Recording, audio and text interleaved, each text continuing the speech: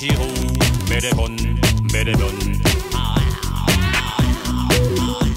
this is Jim Brochu. And this is Steve Schalchlin of The Big Voice, God or Merman. On the barryz Show. The biggest voice in New York. Hello. Hello. Hi, it's barryz from the barryz Show at the Actors Temple, talking to Jim and Steve of The Big Voice. God or Merman. God or what? God or Merman. As in Ethel. Starting here, starting now, honey, everything's coming up right. And it's about what? It's about us. It's a great big funny, hilarious musical. Musical! Oh, And everybody should come to see it because they'll learn something, right? Yeah. Well, and not only that, but they'll be entertained. You're going to laugh a lot. It's very funny. I tell you, tonight is one big round of laughter. All fun and laughter. You bring your tissues because you're also going to cry. Just a little bit of weepy.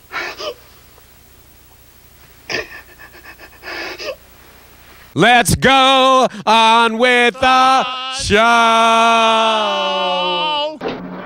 That does it. Out you two pixies go, through the door or out the window.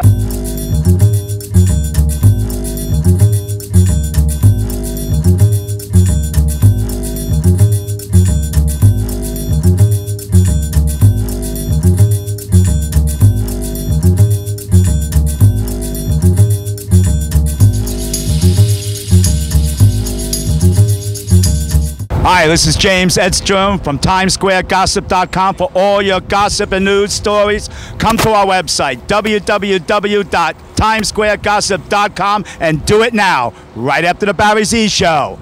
Hi, it's barryz from the barryz Show, live at the Actors Temple, talking to Jim and Steve, who star in The Big Voice. Will you shut up?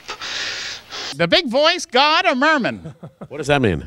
Well, is the voice in your head the voice of God that gives you inspiration? Or is it the voice of Ethel Merman when you listen to her records and she guides you in life? Ethel who?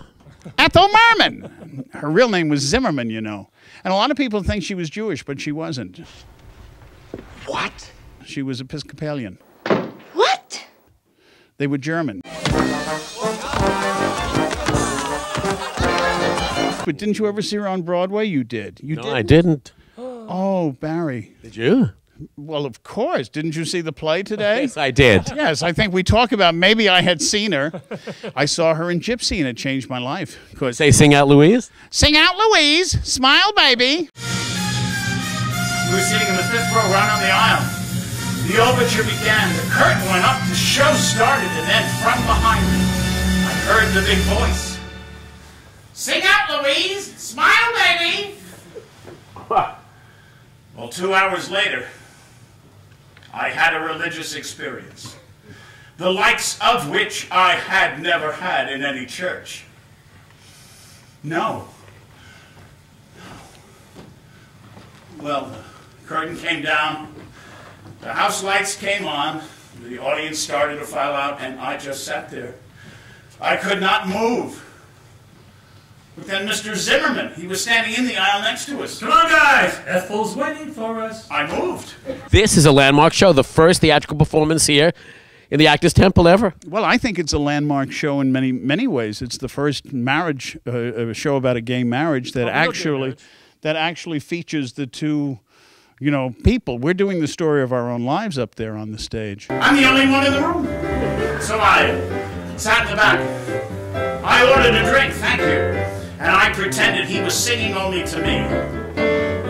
I didn't really notice how many people were in there because I was using the cocktail hour to practice piano. And I wouldn't have noticed him anyway because I was only attracted to short Latino guys. Well, I'd already been flirting with the tall, blonde, lanky waiter. See what you end up with. Tell me about The Big Voice. What is it about? Who wants to handle that? It's about Sure. 2 hours. Huh? It's about what? It's about 2 hours. It's a story about Jimmy and myself. It's an autobiographical musical. It may be the first ever. Some reviewer was talking about this. It may be the first ever autobiographical musical where somebody gets up and tells the story of their lives using original songs. Because normally you get a review of somebody telling their life and they do the songs that they've sung in their lives. you know, and but it would always be songs that are famous or that are popular. But this is a completely original musical about a marriage. I was just a Baptist boy preparing to go forth. We practiced different rituals, both pleasing the same God.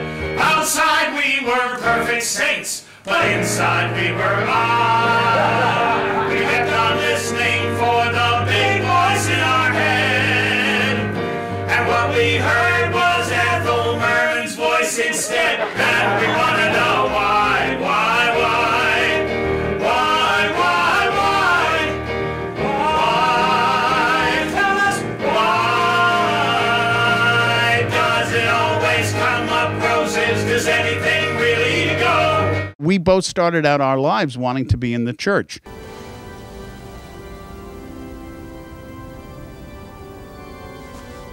And I was attracted to the Catholic Church by the costumes, the scenery, the makeup, the props, the incense.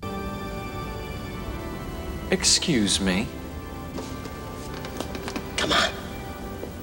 The Baptists, I think, are very boring in their attire. You put on a suit and tie and you carry a Bible, and that's being a Baptist. He made a house call on the devil. He took him off of his throne. Done a backflip on the devil. But one critic said that we're a whole new genre of theater, the reality musical, which I thought was kind of interesting.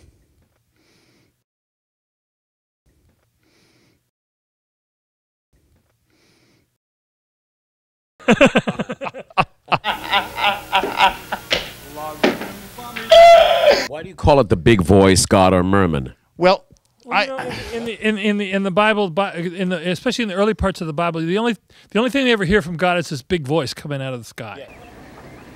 Noah.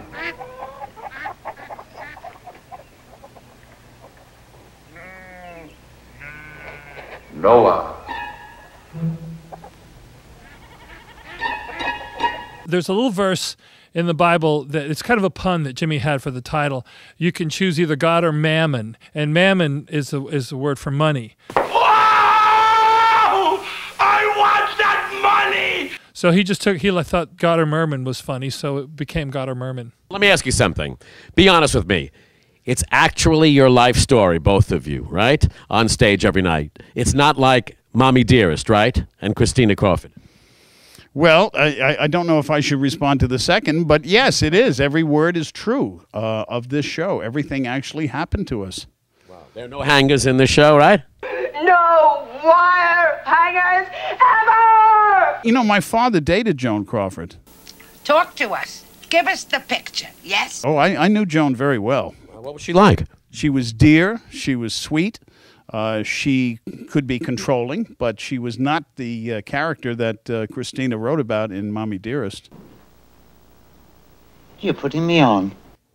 You know, the thing about the wire hangers, Christina used to put them in her closet to teach her mother a lesson.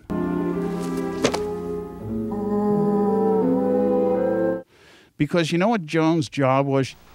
No. She had to work herself through college. What a pity. She had these terrible menial jobs. And Joan's job in college was working in the hot laundry. Do you think it's kind of warm in here? Putting the girls' shirts on wire hangers. It's just like I was struck stone dumb in both my ears. And every time she saw a wire hanger, she was reminded of the horrible childhood she had. What's wire hangers doing in this closet? So Christina made sure that she saw those wire hangers often. Wow. What a bitch. Yeah. Yeah. Oh my God, look! Who are these people? That's the day we met. Wow. That's the day we met.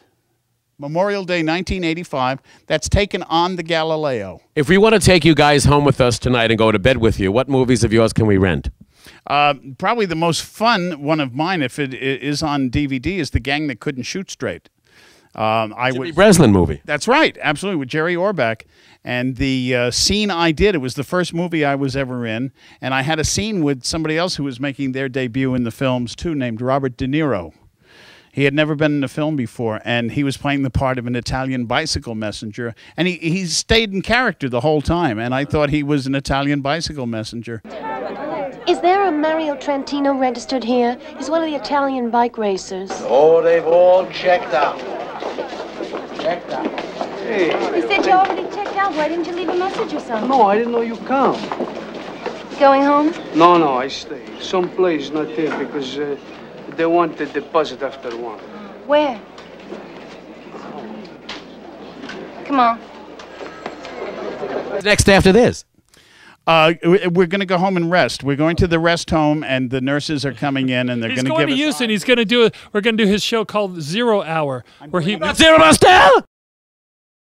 That's right. That's why I'm growing my beard. I'm doing a one-man show about Zero Mostel. He hated the producers. You did? Oh, yeah. Yeah, he hated... You actually hate him? He hated working with Mel Brooks. He hated the way he looked. He thought he looked like a beach whale. And he was very angry that after 25,000 paintings he had done and Broadway shows, the only thing people were going to remember him from was the producers. Look at me now! Look at me now! I'm wearing a cardboard belt. And why should everybody see the big voice again? It's funny, it's entertaining, and it's in the real. And it's real. It's reality theater. You have to be gay to see it? A. Absolutely not. But it helps.